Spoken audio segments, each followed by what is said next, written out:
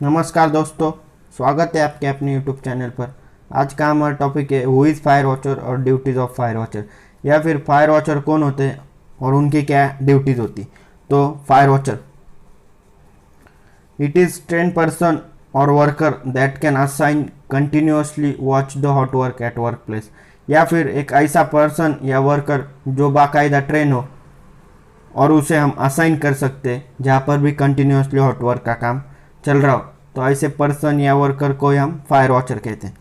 अब उसके बाद आता है ड्यूटीज़ ऑफ फायर वॉचर। अब ड्यूटीज़ ऑफ फायर वॉचर जानने से पहले हम ये जानेंगे कि फायर वॉचर को हम कहाँ असाइन कर सकते हैं या फिर अपॉइंट कर सकते हैं। तो जहाँ पर भी कंटिन्यूसली हॉट वर्क का काम चलता हो, जैसे ऑयल एंड रिफाइनरीज या फिर कन्फाइन स्पेस, तो ऐसे प्लेसेस पे ही हम फायर वॉचर को असाइन या फिर अपॉइंट कर सकते हैं। तो उसके बाद आता है ड्यूटीज़ ऑफ फायर वॉचर। तो duties of fire watcher monitor the hot work continuously, यानी जिस भी एरिया में हॉट वर्क हो रहा है उस एरिया को कंटिन्यूसली मॉनिटर करना, उसमें देखना कि जो भी हॉट वर्क हो रहा है उसके आसपास कोई फ्लेमेबल या एक्सप्लोजिव मटेरियल तो नहीं जिससे कि आग लग सकती, या फिर जो भी पीपल या वर्कर हॉट वर्क का काम कर रहे हैं उन्होंने प्रॉपरली पीपी पहना है या नहीं ये देखना, या फिर जिस भी एरिया में हॉट वर्क का काम हो रहा है उस एरिया की जो हाउसकीपिंग है वो अच्छी कंडीशन में या नहीं ये देखना, ये भी फायर वॉचर का काम होता है। या फिर जिस भी एरिया में हॉट वर्क हो रहा है उस एरिया में जो भी लोग हॉट वर्क का काम कर रहे हैं उनके पास एक्सटिंग्विशन मीडिया है या नहीं, जैसे फायर एक्सटिंग्विशर या फिर फायर ब्लैंकेट है या नहीं, ये देखना भी फायर वॉचर का काम होता है। उसके बाद raise the alarm in any emergency, यानी जिस भी एरिया में इमरजेंसी हुई तो वहाँ पे अलार्म को रेज करना, ये भी फायर वॉचर का काम होता है। और अलार्म को रेज करके बाकी लोगों को या फिर हमारे जो सीनियर्स होते हैं उनको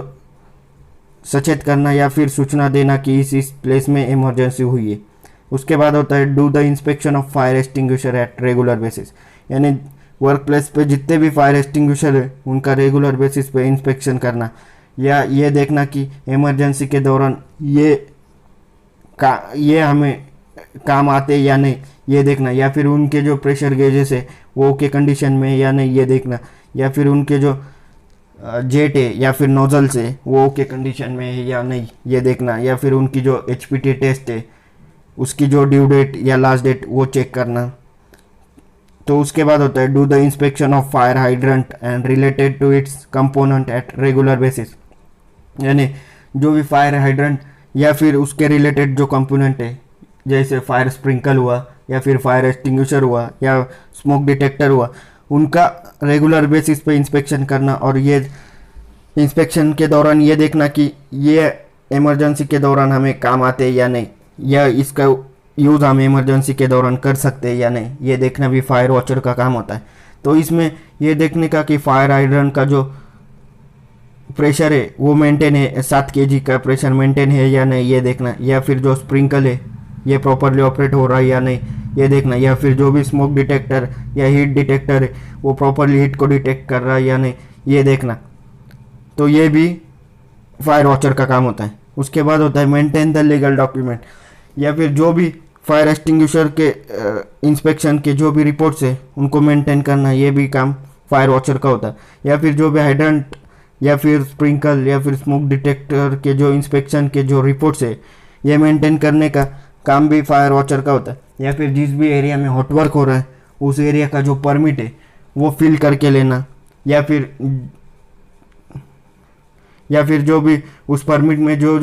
लोग हैं उनको उस काम के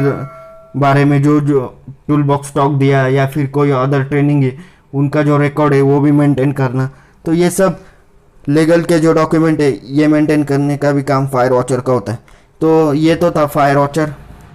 और उसकी ड्यूटीज़। तो आई होप आपको ये वीडियो अच्छा लगा हो। Thank you.